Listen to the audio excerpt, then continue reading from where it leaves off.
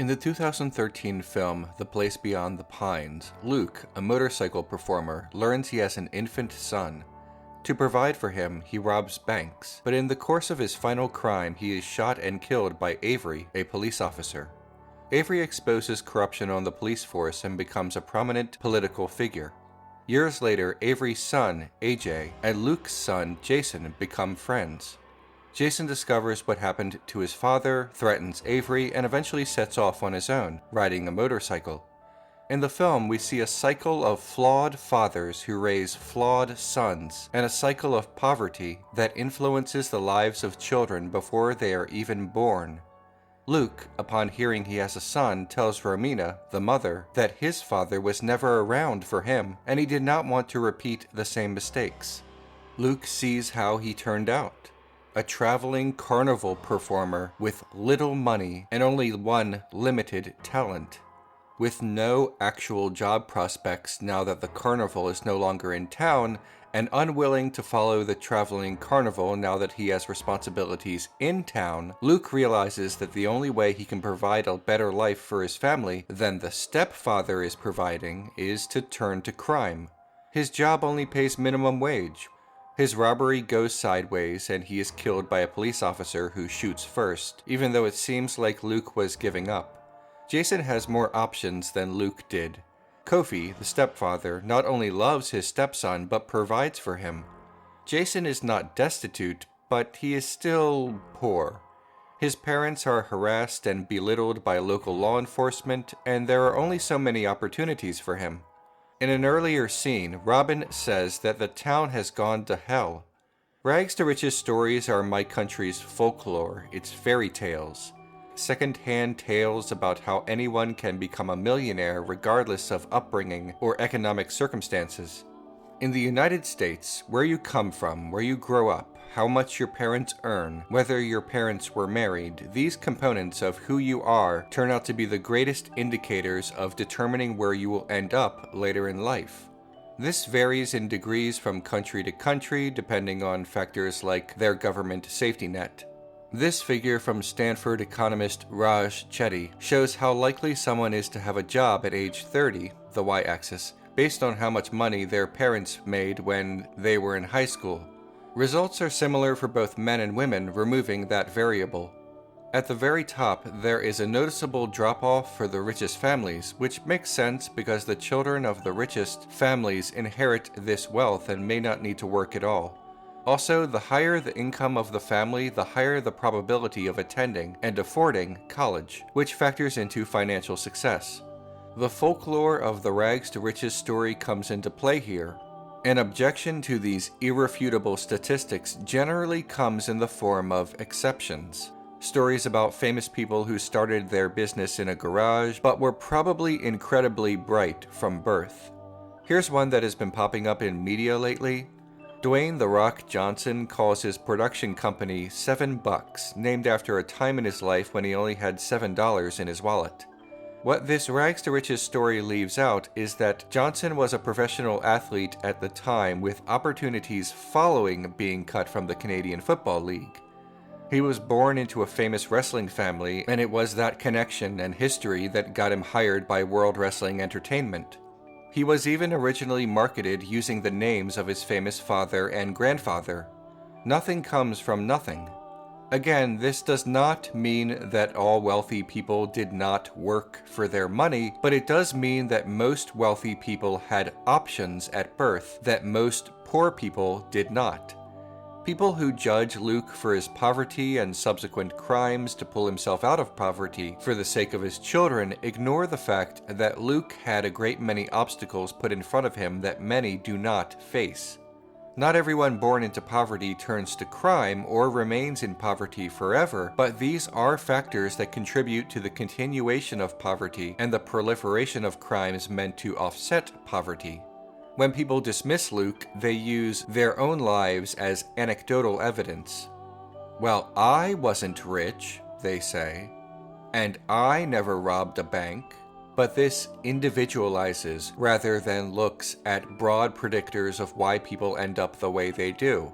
Someone can smoke all their life and never have cancer, but this individualization of experience does not disprove the fact that smoking increases the risk of cancer, just as poverty does increase the risk of certain crimes, to make money, and a continuation of poverty into adulthood. The numbers are the numbers.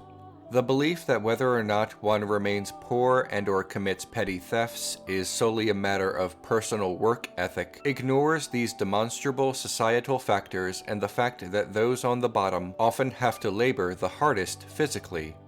Robin hires Luke to work at his repair shop, but he can only afford to pay him minimum wage. Robin labors all day, and perhaps due to the pain of this, he turns to drink. Now, one might see Robin as a minor success story. He's not wealthy by any stretch of the imagination, but he owns his own business. However, bear in mind that Robin says he used to be a bank robber 14 years prior to the events of the film. Put the pieces together. He funded his business through money he had to steal in order to make it work. Director Cianfrance has said of this, "I believe in ancestry and legacy and how things don't go away. Everything we are has consequences for the next generation. The cycle of poverty and the lives that fathers give their sons is shown through a variety of visual clues and motifs that inhabit the film. Early on, we see a Ferris wheel encompass Luke, spinning around. Earlier still, Luke's motorcycle performance is a series of loops through a cage, spinning around and hoping not to crash too hard. The cycle of poverty is shown through echoes, such as in this scene with Luke riding his motorcycle and a later scene with his son Jason riding his bicycle. Both Luke and Jason are thieves, and both leave Romina for one reason or another. Luke's robbery is shot this way, as is Jason's theft at the pharmacy. The same is true of this scene with Luke in court and this later scene with Jason in court. They both smoke cigarettes as they develop their troubled friendships with men who both care about them and get them into trouble. Jason eventually meets his father's friend. Robin says that by taking on the appearance of Luke, Jason is calling him back, but Luke never truly left. His legacy, everything that he was and everything that he could not be to his son, still affects Jason to this day. Not much exists in a vacuum. Luke wants to be there when Jason eats ice cream for the first time, to connect himself with that good memory. Later, Jason eats ice cream in the same place with his stepfather as they both discuss Luke.